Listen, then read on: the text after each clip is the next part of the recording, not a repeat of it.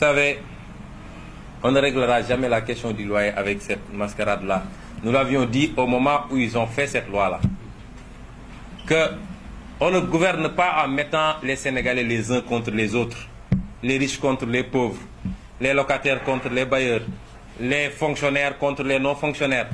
Et c'est ça leur méthode de gouvernement. Ils disent tout est bouffé par une masse salariale, ce qui est tout à fait faux.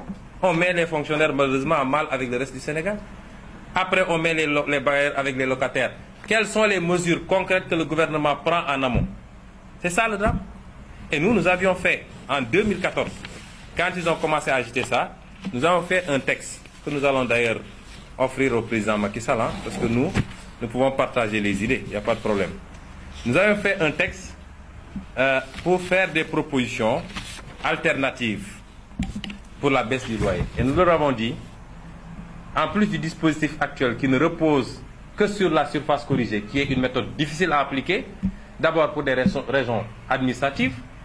L'administration fiscale, le service du cadastre n'a pas les effectifs pour le faire. Les réclamations vont s'accumuler là-bas, ils ne peuvent pas.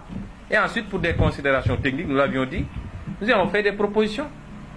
Premièrement, il faut instituer une surtaxe sur les loyers dont le montant dépasse celui qui résulterait de l'application de la surface corrigée. Et en surtaxant la part du loyer que l'on peut qualifier de spéculative, on incite les propriétaires à fixer des loyers raisonnables. Deuxièmement, développer le rendement de la fiscalité immobilière et affecter l'ensemble des recettes qui en resteront ici, hormis les impôts locaux qui appartiennent aux collectivités locales, à un fonds de promotion de l'habitat social. Troisièmement, remplacer les cautions par un système d'assurance obligatoire à la charge du locataire avec la participation des assurés privés. Des assureurs privés.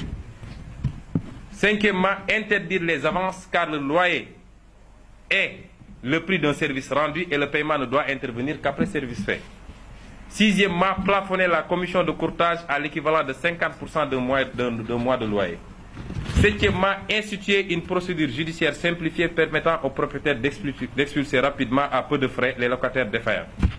Septièmement, faciliter l'accès au logement par des mesures telles que la lutte contre la spéculation foncière autour des baux concédés par l'État et une législation stricte contre les multiples attributions. Et enfin, des mesures volontaristes pour la réduction du coût de construction. Qu'est-ce qu'on voit? La loi de finances 2016, qui est actuellement en examen dans les commissions et qui sera déposée à l'Assemblée nationale pour les plénières probablement dans une semaine ou 10 jours et qui sera votée comme lettre à la poste.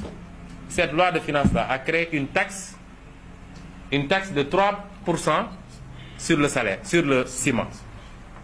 3% sur le ciment. Ça fait 3 000 francs à la tonne. On surtaxe encore les matériaux de construction. Comment voulez-vous que parce que c'est le Sénégalais lambda qui va trinquer, ce n'est pas eux qui bouffent l'argent de l'État.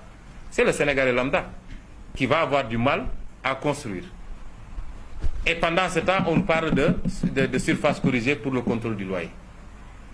Parce qu'ils n'osent pas taxer les multinationales qui viennent piller nos ressources pétrolières et minières. Ils n'osent pas taxer les grandes entreprises. Ils n'osent pas faire le travail qu'il faut là où il y a les niches. Mais à chaque fois, on crée des taxes sur le dos du peuple.